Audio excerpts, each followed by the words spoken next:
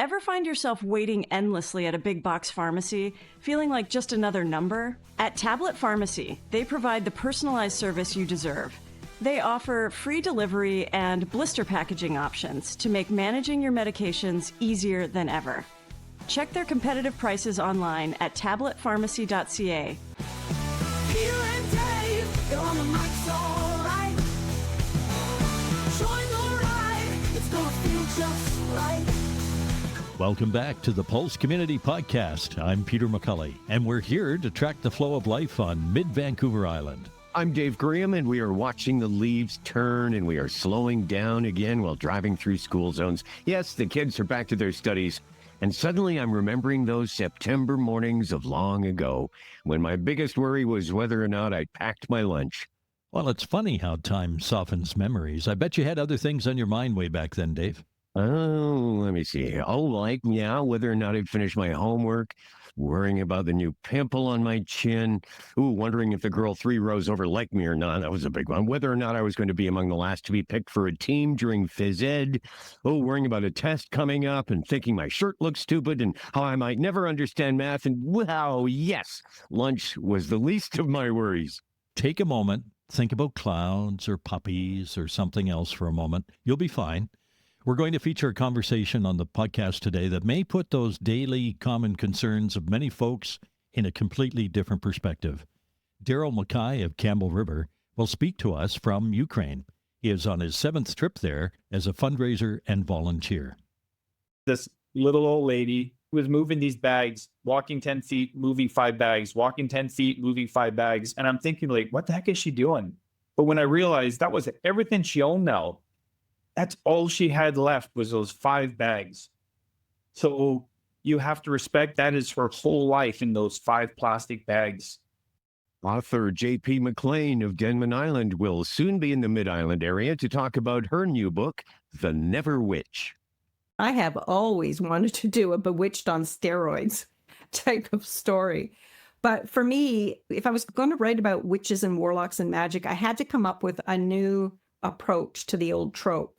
It took a while to come up with it, but when I did, it was the idea that there are male and female witches and male and female warlocks. And they live, of course, in the Pacific Northwest, and they have had a long-standing, like a Hatfields and McCoy type of conflict between them. We have a new contest for you here at the Pulse Podcast. We're giving away new music from 5440. Oh, yeah. The new 5440 album, Porto, drops in October. Enter to win a prize pack that contains Porto, the signed album on vinyl, as well as La Difference, a History Unplugged, the band signed CD, and a 5440 t-shirt. To enter to win, go to our website, thepulsecommunity.ca, or our Facebook page, The Pulse Community, and tell us your favorite 5440 tune. 2 draws will be made for 2 prize packs, October the 9th. Vinyl album signed by 5440. That's doubly cool. We encourage you to enter soon if you haven't already. The draw date will be here before you know it. And we encourage you to reach out to us whenever you have something to share. Follow the contact link on our website to send us an email or a text, or to leave us a message with your actual voice. Hi, Peter and Dave, and hello to everyone tuning in to The Pulse.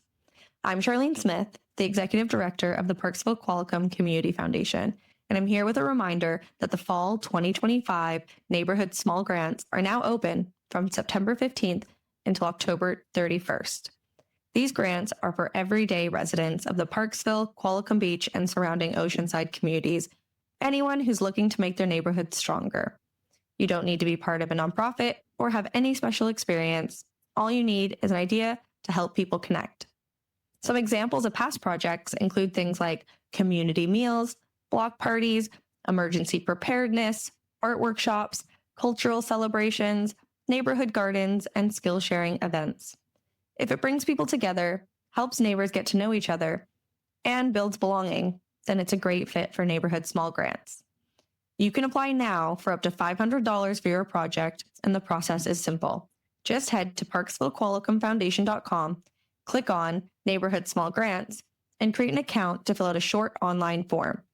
And don't forget that we're here to help along the way. Please reach out if you have any trouble. Applications close on October 31st, so now is the time to share your idea. We can't wait to see the creative community building projects that our Oceanside community members come forward with this fall. Thanks again to the Pulse for helping us spread the word. Ian Lindsay of Lindsay and Associates has played an active role in the local community since 1979.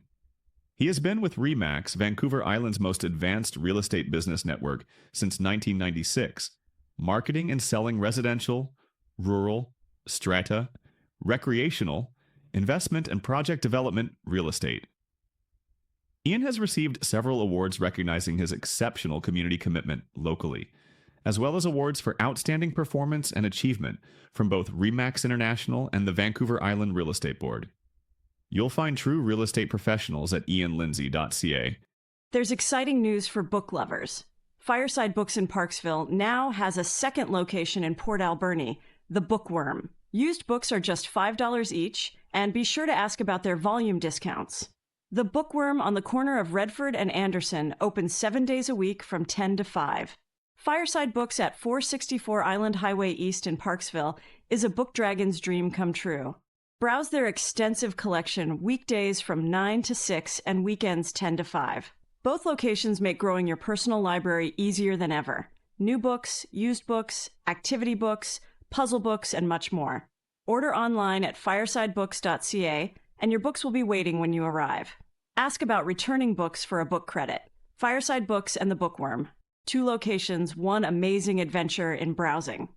Future guests to the Pulse Community Podcast include author Rod Mickelberg, who co-authored John Horgan's memoir. Roy Henry Vickers joins us to chat about his new coloring book. It's for colorists of all ages and contains some of Vickers' most popular images.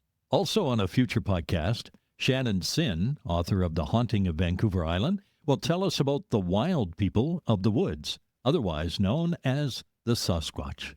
Now it's time for our first guest. Here's Marilyn. Award-winning author JP McLean has written 11 supernatural thrillers and urban fantasy novels across 3 acclaimed series.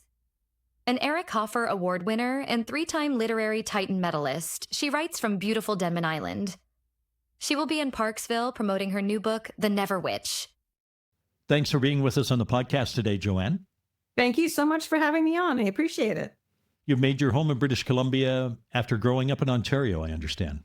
Yes, much to my parents' dismay, when I moved out here to attend UBC, I absolutely loved BC from the moment I landed. I remember thinking, wow, that's a lot of green.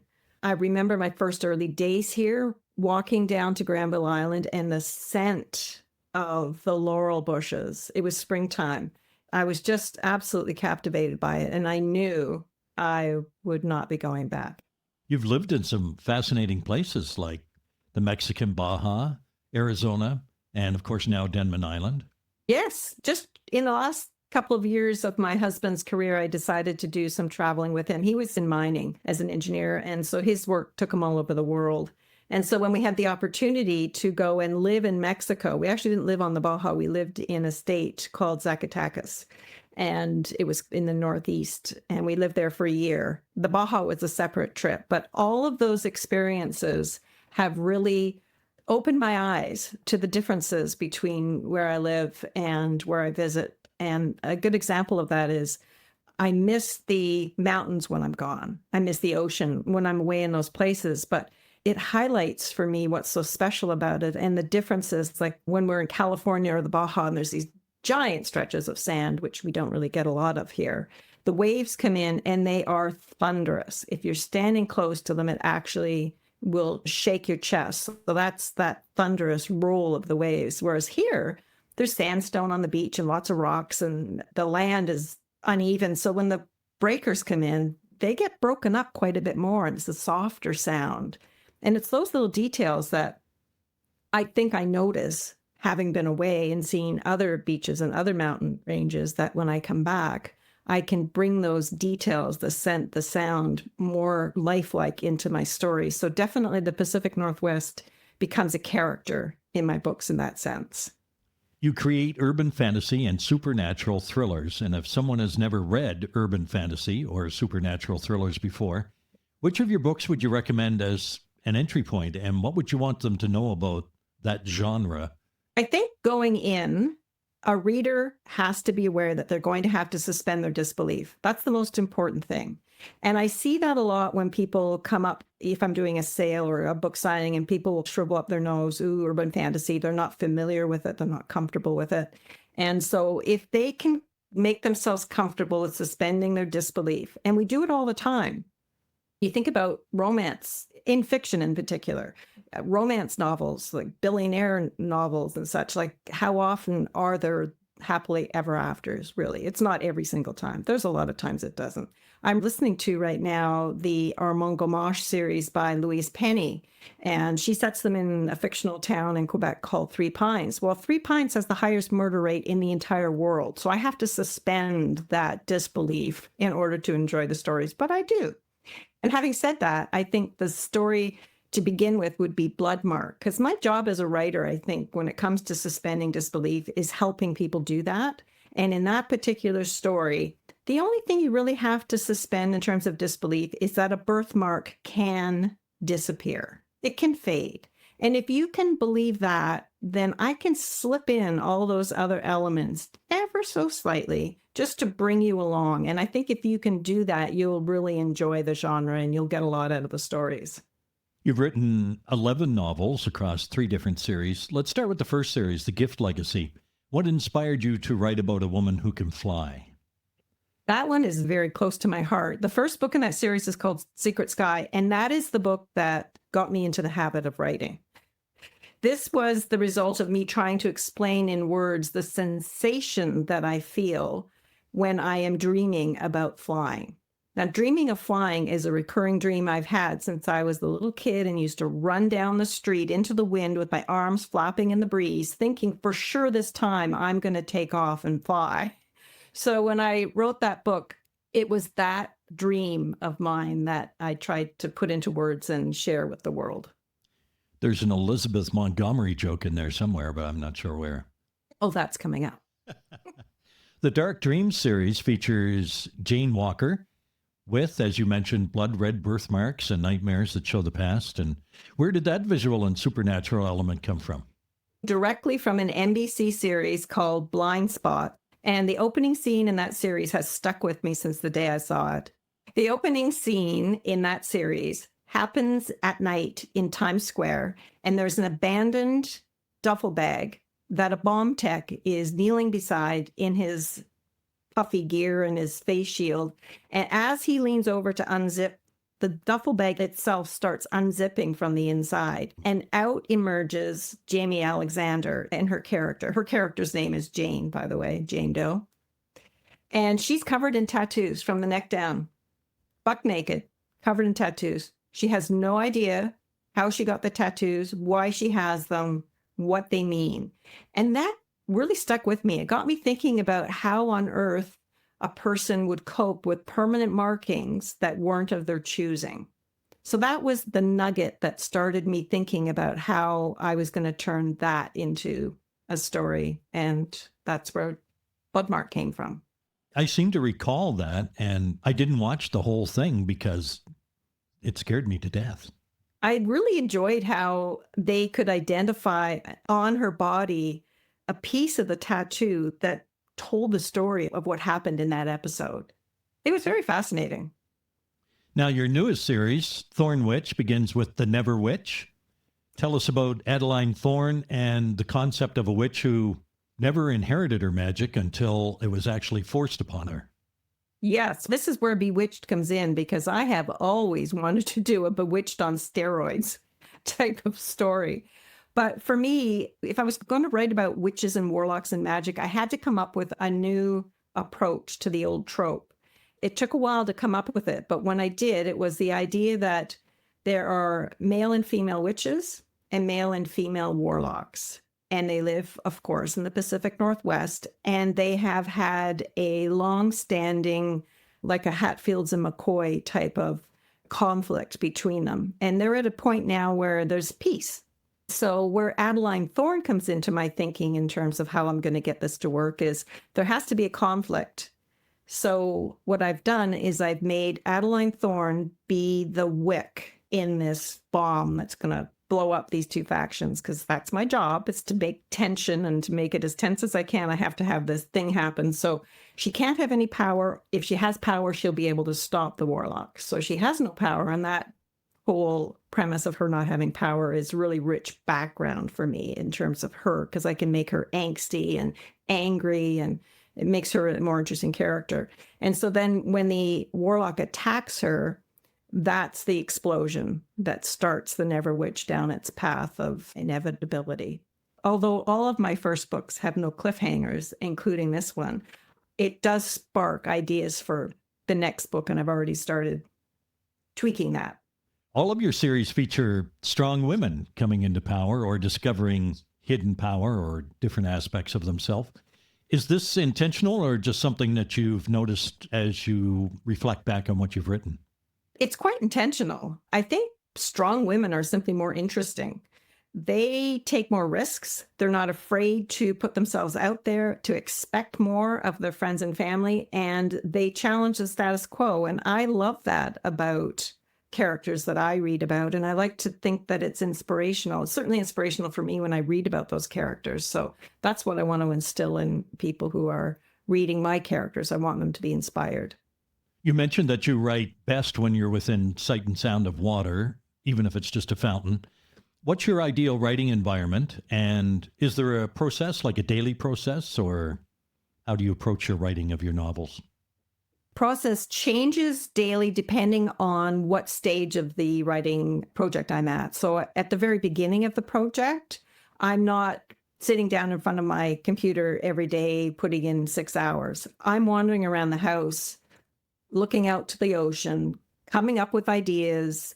I'm gardening, I'm thinking, I'm walking, I'm thinking, and I carry a notebook with me and or my phone, and I'll make notes. And then eventually, 1 or 2 months in, I will sit down and organize all that information into a very rough outline. But I need to have the beginning, the middle, and the end, like the climactic moment and the end before I start writing. And then once I start writing, I'm at it every day. I don't take time off because I don't like to break up my flow, and I enjoy doing it. So it's not a hardship. So I usually do it first thing in the morning. I don't read the headlines before I do, because that just sucks the life out of me. Same with social media. I don't tend to get onto it. I will sometimes peek at my emails just to see if there's anything I need to deal with that day. But I'll sit down with my coffee after my breakfast, and I use a laptop. I either stand up or sit down, and I usually try to write a scene a day. That's my goal. One scene. If it's a big scene, I'll try to write that big scene. If it's a little one, same thing. I like to try to get the bridge into the next scene if I can, and then notes for the next day. And then every day I start by reading that information. Writing isn't just fingers on keyboards. There are moments when you're writing and you're pausing, and I'm sure you've had this when you're doing your writing. You're pausing and you're thinking of the perfect word, or how do I get from this sentence to that, or you notice you're using too many I, or he's, and you're trying to figure out how you're going to rework that so that it sounds more appealing. And in those moments, that's when writing by the ocean really helps me, because when I look out at that vast water, when I hear that relentless surf, I realize how insignificant my words are. And somehow that's freeing for me. It just releases the tension in me and lets me get back to the business of getting words down on paper. Let's talk about that for a second, getting words down on paper. I heard you mention that you weren't reading a book, you were listening to a book. I am. This is new, and I could never listen to books before. I think my expectation was related to paper books. And sometimes if you're reading and then you find yourself reading and you're not getting it, you can flip back, find it where you left off, really paying attention, and repeat it. When I'm doing the listening, I'm often in the dirt, my hands are in the mud, or I'm cutting apart chicken or something. So I can't just reach over to my phone and hit the back button. So I think it was just becoming comfortable with missing little bits, knowing that you will pick those bits up later in the story. And if you completely lose it, then you're just going to have to wash your hands and go back. And then when I finished my Dark Dream series, that's a series of 3 books, I decided I was going to do the audiobooks for it. So I took a course. I downloaded some software. I got a mic and I recorded those 3 books as audiobooks. And ever since then, I have been listening to far more audio, I think, than I have been doing reading of books, because I can do it while I'm doing these other chores that I have to do anyway. Interesting. So as an independent author, you wear many hats. Now you're voicing books, but you're a writer, a marketer, a business person. Which hat do you find most challenging, and which one do you secretly enjoy more than you thought you might? The most challenging is for sure the promoting part of the book.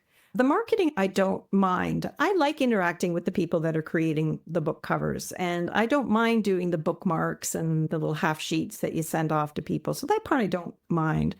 But the putting yourself out there, pitching people your story, pitching your book, I find that very difficult. It makes me nervous. I forget names and I sweat. Oh, no, sorry, I glow. But that's the part I like the least. What surprises me is how much I enjoyed the writing, because I didn't set out to be an author of 11 books, let alone 1. So for me, the fact that I love it so much surprises me. I use it like my carrot. Okay, after a long day of gardening and weeding and such, that's my reward. After vacuuming, that's my reward. When I want to be self-indulgent, I sneak off, and that's my reward. So that was a really pleasant surprise for me.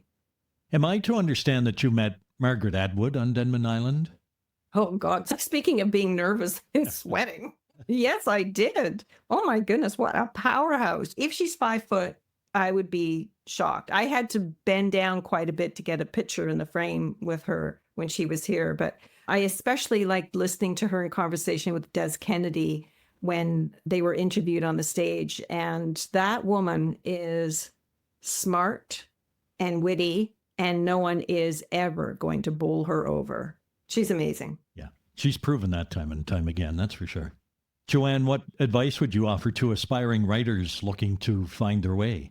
I certainly had a lot of advice when I started out, but I think if a writer is new, sometimes they hesitate or they find they can't quite make it to the computer to type because they're overwhelmed by the idea that they have to have the whole story in their head, or they have to have an outline to start. And I think that wasn't the case when I started.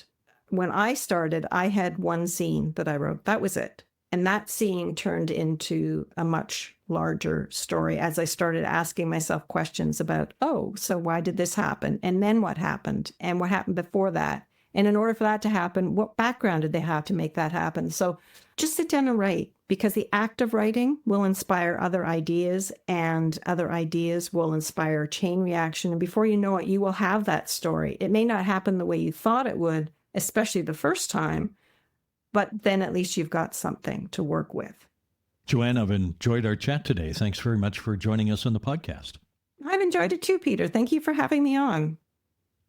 Our thanks to JP McLean for joining the Pulse community. She will be in Parksville at Fireside Books promoting her new book, The Never Witch, on October 11th, and then at Mulberry Bush Books in Qualicum Beach on October 17th. Hi, Peter and Dave.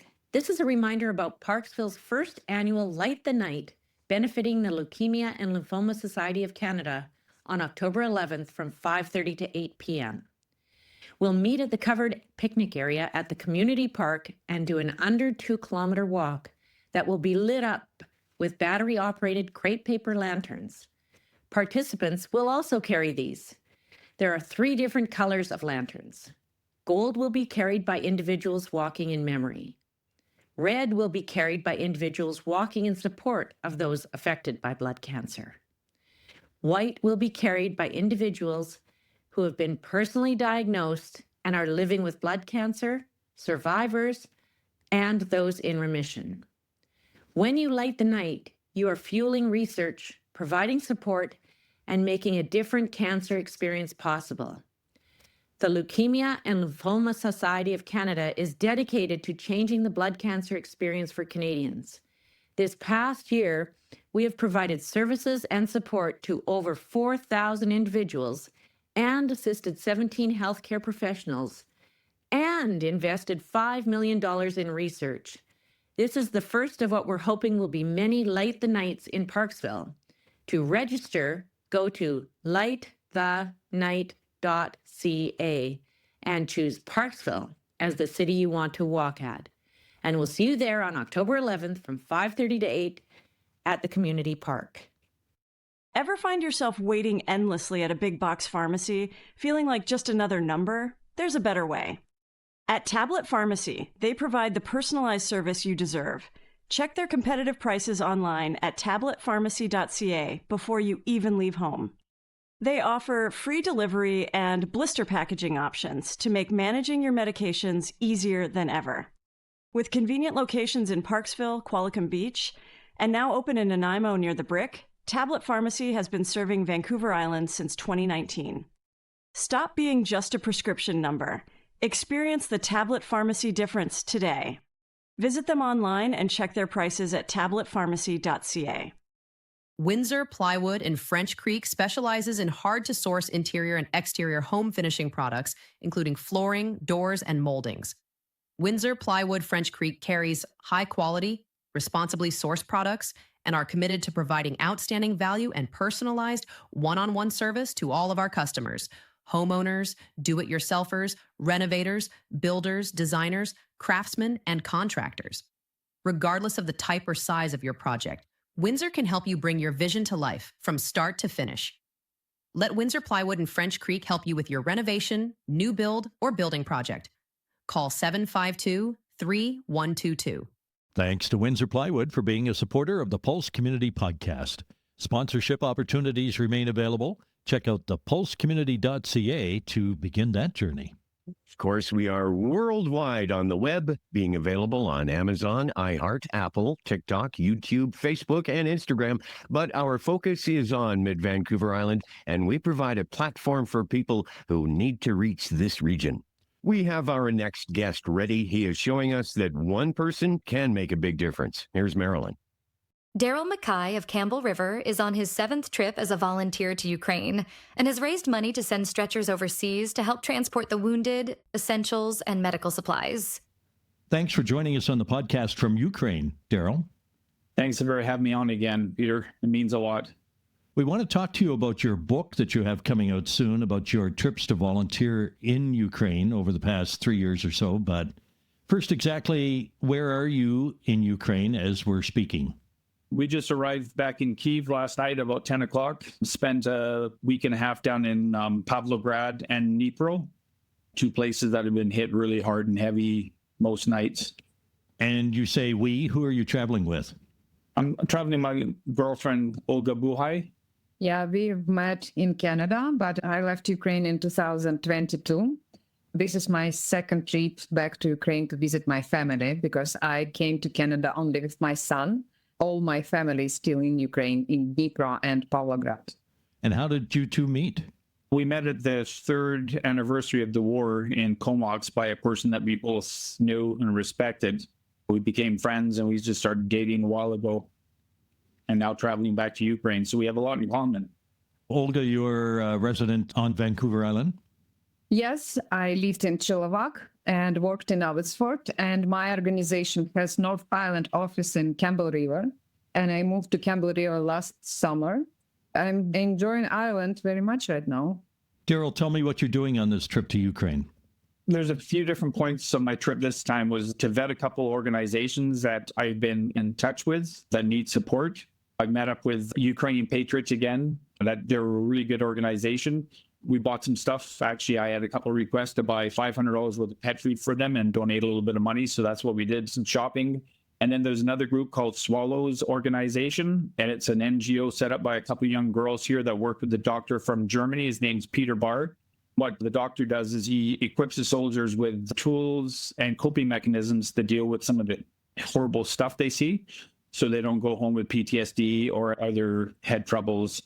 Then I worked as a journalist in Ukraine. I worked with director of regional TV company, and then was started. She became part of evacuation team, and they are focusing on the evacuation seniors, people with disabilities, people who are single people who have difficult medical conditions and need special equipment to be moved from frontline. And they're always looking for help. And they were lucky to get Darrell to help them. Finally, after 3.5 years, my goal to begin with was to work frontline on evacuation crews. And this trip here, I worked with an evacuation crew, not on frontline, it was a stabilization point. And then we get people onto buses or trains to safer areas, Lviv, even Dnipro, whatever. But there's a lot of different groups of people coming through, children, and then seniors. This was trying again emotionally because you're dealing directly with the people. And that's a tough go. How far are you from the front, from the fighting? It's from 80 to 150K, but usually people don't really count on distance because it's no distance for ballistic missiles or cruise missiles, and it's no safe place. But people, they can be targeted by shooting, by shelling, by short distance drones. This stabilization point, it's like probably 60 kilometers to front line. Darrell actually was in dangerous conditions because sometimes people on the ground, they can see what is coming, if it's drones or ballistic missiles. And unfortunately, Ukraine doesn't have enough equipment to stop ballistic missiles. So it's pretty dangerous. I have photographs just for this trip of a couple people that are evacuated, and above them, there's a drone shot out of the sky and another drone flying behind it. It's been a noisy trip. And that's the type of warfare we're seeing on the news every evening, is mostly shelling and drones, it seems. Yeah, it's the Shahed drones, Kinzhal missiles, and Skander missiles. So that's what they're shooting to cities 100K away from the front line. When you're close to the front line, it's the FPV drones that scare the hell out of everybody because they can chase you. They're now hardwired. They're on fiber optic cable that can go 30 kilometers. They've got like a plug-in cable that goes 30 kilometers. They put nets up on the roads to stop the drones. If the drone gets in the tunnel, they can chase your car. It's absolutely like science fiction. It's scary. So the front line is FPV drones, and then further back, it's the Shahed drones and the ballistic missiles. I've heard multiple missiles come in, as Olga has, and it is the most frightening sound in the world. They go 3 times, 4 times the speed of sound, and you hear them whistling over your head, and then a building gets hit. Sounds like it's falling over. Speaking of buildings, how are things in the towns and cities now compared with some of your earlier visits? Is there sufficient infrastructure for people to live, like electricity, water, transportation, food at the grocery stores? There seems to be. There's a lot of businesses around here still with generators set up. We saw a woman that was working out of a business, and she had batteries for her nail studio that Olga went to. There's a lot of places that are without water. These seniors that we're helping evacuate, their towns are probably without electricity and water, and that's the final step, right? You can't get water, you can't get electricity, you have to move. So these people were probably hanging on, hoping that the Russians wouldn't get that close, and they are inching forward every day. In general, infrastructure is pretty stable, so everything is working, and grocery store full of produce, and it got more expensive, like 300% since full-scale invasion begins. But Russians, especially in the fall, target power and heating infrastructure, especially before winter, because winter in Ukraine, they're not so mild like on the island. They're more like in Alberta. It's not minus 55, but it could be minus 13. So they're really intentional now to target heating power infrastructure. If it's about buildings, if I would compare my previous trip last year, many buildings rebuilt. Some buildings, they are preserved to rebuild later. And people are trying to live their life. Yeah, while they're alive, they're living it to the fullest. The town Dnipro is very industrialized. There's a rocket plant there, and there's a lot of industry. That's why Russia's hitting them. The other town, Pavlograd, it's got a lot of industry there too, and that's why they're focusing on high-value missiles, ballistic missiles coming in, trying to take out the industry. There's one thing that I didn't really understand until now about the thermal plants. Thermal plants, they pump heat throughout the city through big pipes. So these pipes are all over the place. They're insulated, and they run above ground, and they go to the big buildings to keep them heated. So each building doesn't have its own boiler room. It's a shared heating system. And I didn't understand that until this trip here, that it's easy to hit. Olga, you mentioned this is your second trip back since 2022 when you moved to Canada. Yeah. And how is your family doing? My family is doing much worse. And not only my family, but I definitely noticed a shift in mindset. People much more tired than last year. I would say time is playing against us because people have huge sleep deprivation. All their chronic disease, they're just blooming. It's difficult to imagine how it's possible to live when you're not sleeping properly for 3.5 years. We noticed it here, being 2 weeks in Ukraine, we are hypersensitive to sounds because we heard sound of drones and sound of missiles, and sometimes vehicle on the gravel can sound like drone, and we're looking around, oh, is a drone coming? For us, it was 2 weeks, and we understand for us it's temporary because we will be back in Canada, but people are living here in that conditions for 3.5 years. So I would say it's a difficult situation. I see huge shift in health conditions, and it's painful to witness it. And definitely it's a lot of feeling of own guilt because We have it so good. yeah. Darrell, you've managed to reconnect with some of the volunteers that you've met over your 6 previous visits to Ukraine? Yeah, I met up with Ukrainian patriots. I met up with them, which was really good. I've not met up with many of the local people that I met in like Lviv, but I met up with Magnus again, and he's a Swedish instructor. He's a real hero. This guy's been here since the start of the war. He's got a sidekick now that helps him. He's a guy that works in Sweden named Matthias, and he flies out here whenever he's got time off, and he drives ambulances from the front line. There's a lot of amazing people here. Some of the seniors that I knew before, I didn't get a chance to see them. They're in Kramatorsk. We're probably moved now. People are being displaced all over the place still. I'd like to talk a little bit about the book that you have coming out in a relatively short period of time. The book is called My Time with Heroes. You write in the book that hope was the most important thing that you could bring to Ukraine. Can you share a story or two where you really felt that hope in action? One of the things that I've seen on my trips here is the reality that heroes exist. And that could be Sasha, the guy with his legs blown off, because he's a hero. He's overcoming his challenge. Magnus, that's putting his neck in the front line, helping train soldiers, live fire, missiles, grenades, tanks. He's a hero. But also just the people here. They're not giving up. They're going about their daily business. They're doing their job. They're baking bread. They're working at the market. They're supplying food. They're carrying on. Lovers walking down the street hand in hand. Missiles flying over. Honest to God, missiles are flying over, and an hour later, people are walking out hand in hand, sitting in the coffee shop and just loving life. It's the Ukrainian people here. They're tough, and they're not giving up. They're the true heroes. There's so many, to tell you the truth. 2 that stick out right now is I work with a guy named Bogdan. He's a youth advisor for the city of Zaporizhia. Amazing guy. When I met up with him, he just put his hands together and says, "Thank you very much for helping." And you can see that there's hope in his eyes that this ends soon. They're preparing for the invasion. They're preparing that Russia might get closer. They hope it doesn't. But the strength in these people, I know it's said a million times, the resiliency, the strength, but I've not heard one person complain.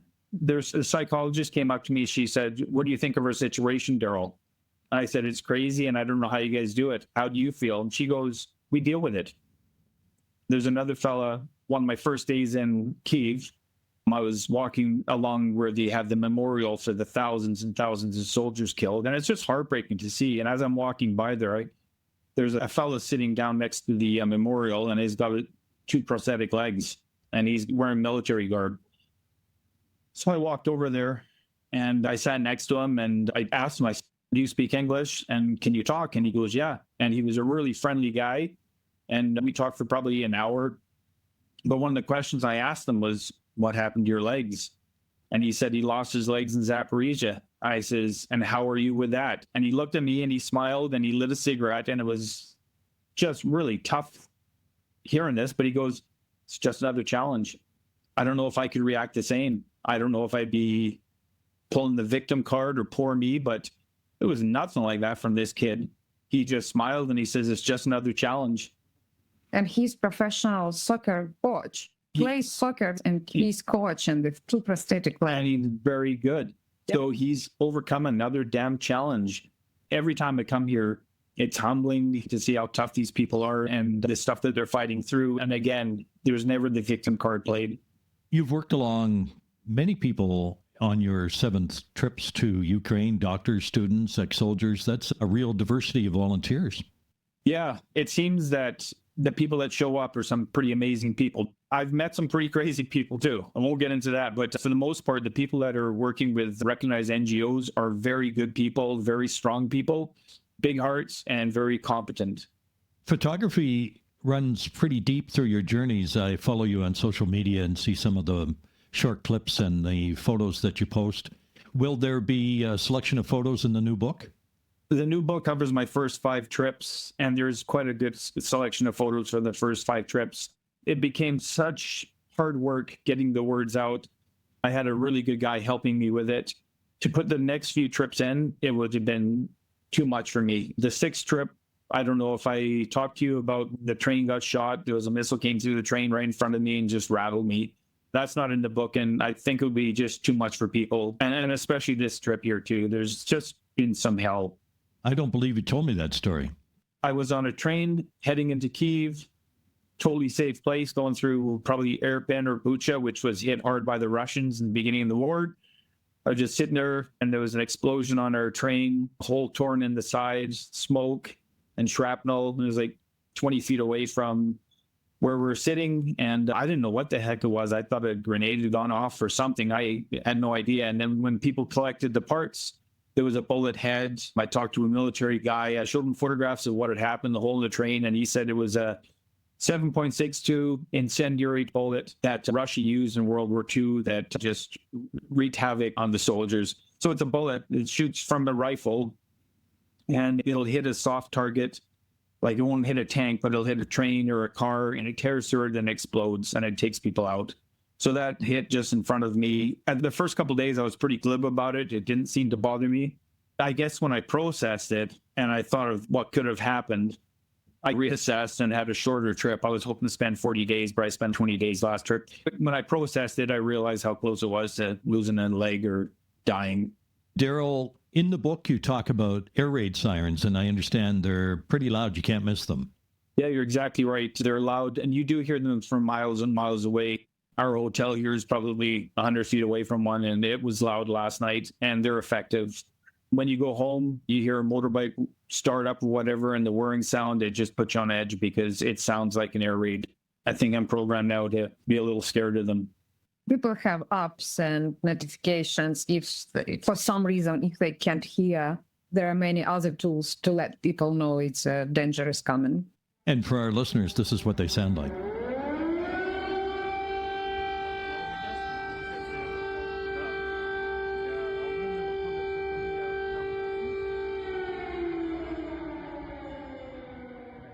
You've been fundraising on your Facebook page.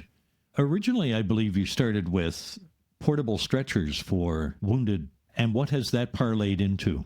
I'm amazed at the people on Facebook, my friends and friends of friends. I'm totally transparent with the money, and the trust has been unreal. Like, I was trying to raise money before this trip, and within 5 or 6 days, I had $14,000.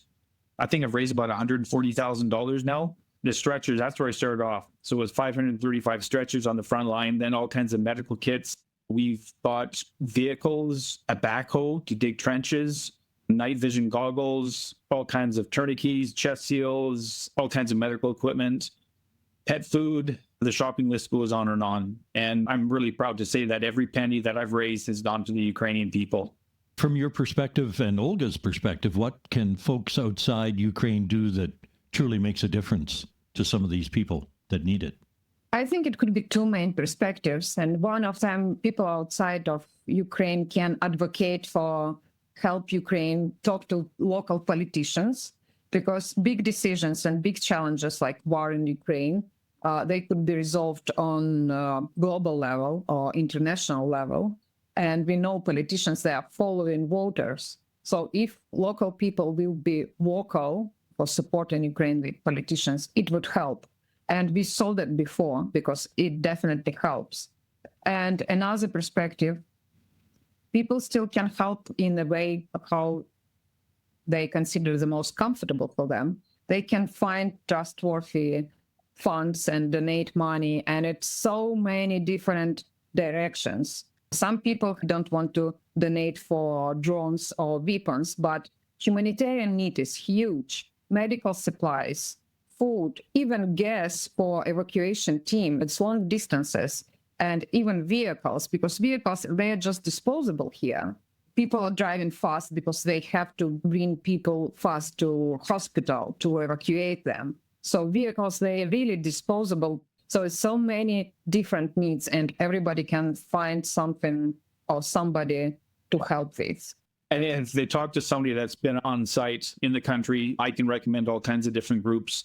It's cash, though. If people can send money, and if they send it to the small groups, the money gets used. The group I was working with for the evacuation crew, they were supported by NSA. Trump shut that down, so these people are not getting money now. So a lot of their finances have been dried up, and I'm putting $5,000 toward them to help out with a few different things like fuel, accommodations, paying hydro bills on the stabilization centers, World Central Kitchen supplying food. Another group is East SOS, and that's who I was working with. And they are really amazing people. And these are frontline people to stabilization centers, to train stations. And the care they showed was amazing. I was dealing with this little old lady, and I think in a different circumstance, she might have been irritating, but she was moving these bags, walking 10 feet, moving 5 bags, walking 10 feet, moving 5 bags. And I'm thinking, like, what the heck is she doing? But when I realized that was everything she owned now, that's all she had left was those 5 bags. So you have to respect that is her whole life in those 5 plastic bags. And these guys I work with, they just showed love. They showed care. They're amazing people. So East SOS, that's a good group. Ukrainian Patriot, that's a really good group. Swallows.org is a really good group. Darrell, after all your time in Ukraine, what has changed most in you, and what do you hope listeners take away from the story? That's a tough one, Peter. I think there's one thing that I've been talking about, and everybody has an opinion. Everybody can spout their opinion up, but I think people should defer to experience and education. These people that are arguing about the propaganda saying Russia's doing good, Russia's not doing good. Russia's doing horrible things. I know that one thing that's changed in me is the first couple trips, I'm thinking there might be some good Russians. I'm hating Russia now. I really am. I'm seeing these villages that are just pummeled. I'm seeing missiles come in that miss their targets and take out a rec center. The rec center in Pavlograd. Yeah, community center. The community center where she grew up and played is just leveled. I've seen countless civilian targets. I've seen apartment buildings cut in half. I've seen churches knocked over, rec centers knocked over. And I'll ask Olga the same question. What's changed most in you, and what do you hope listeners take away from this story today? I think probably the biggest lesson of this time is clarity. Because for us Ukrainians, it's so clear now what is good and what is bad, who is wrong and who is right. It's no, oh, we have to ask for second opinion or third opinion. Everything is clear. And war brings clarity in values, in perspective, and we can understand what is really worth to live for, family and friends and helping each other. Most people here, they're saying, we have never felt so much love like in these times, because it's only the important thing, actually, not anything else. All building that we can rebuild them. People here, they just want to live and raise their kids and take care of their parents. And that's it. And Russians, they're only obstacle for that. Darrell, Olga, thanks for your time today. Please stay safe. We'll look forward, Darrell, to the release of your new book, My Time with Heroes. Thank you very much, Peter. Thank you, Peter. If you would like to help Darrell as he continues to fundraise for Ukraine, head to his Facebook page. You'll find the link in our show notes. And we thank him for being part of the Pulse community and for taking action, for making a difference. That's one heck of a story. And we here at the Pulse are all about stories. Oh, we have them for kids, too. Yes, we have 2 series of stories for kids. There's Captain Dave and the Mellow Submarine, and there's Gracie the Eskimo Dog. The stories feature local and familiar places and events. You'll find them at thepulsecommunity.ca, skookumkids.com, Apple, Amazon, Spotify, iHeart, and YouTube. Well, you know, in Gracie's latest story, she and her pal Peter visit Uncle Joe's apple orchard in Coombs, where they learn a little bit about teamwork, sustainable farming, and the joy of creating something together. And the latest Mellow Submarine story involves a race, an underwater race no less, and the value of participation and helping others. You know, I find that story appealing and that the focus is not on winning. As a kid, I gotta be honest here. As a kid, I was more of a participant than a race leader. Dave, the story reminds us that it isn't necessarily the finish line that matters, it's the journey to get there. Well, right now, Peter, I would like to journey to the cafeteria so that I might eat and finish a nice piece of cake. You're ready for cake again after the last time? Oh, you see, that's why friends are so important, so they can warn you when you're about to do something stupid. Thanks for that. Well, I can barely keep up sometimes. Pie. I could use some pie. How about a nice, healthy salad? Okay, now you're just being silly. Here come Peter, here comes Dave. Oh, listen. Bringing stories, making waves. No missing. Spinning tales in the podcast cave. So laughs and insights everywhere. What a treat.